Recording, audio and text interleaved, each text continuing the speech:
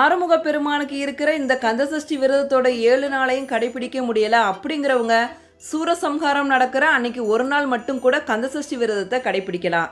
வர அக்டோபர் 27 திங்கட்கிழமை கந்தசஷ்டி விரதத்தோட 6ஆம் நாளில் சூரசம்ஹாரம் நடக்கும். அன்னைக்கு நீங்கள் இந்த ஒரு நாள் விரதத்தை கடைபிடிக்கலாம்.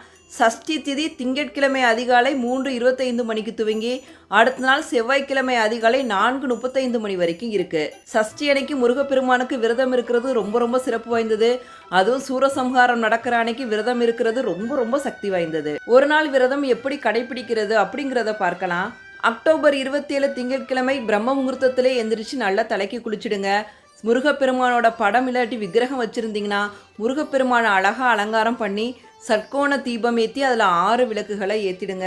முருகப்பெருமானுக்கு பால் பழத்தை பிரசாதமாக வச்சுடுங்க. வேறு ஏதாவது பழங்கள் இருந்தால் கூட நீங்கள் முருகப்பெருமானுக்கு படைத்து உங்களோட விரதத்தை நீங்கள் ஸ்டார்ட் பண்ணிடலாம். அன்றைக்கி ஃபுல்லாக எதுவுமே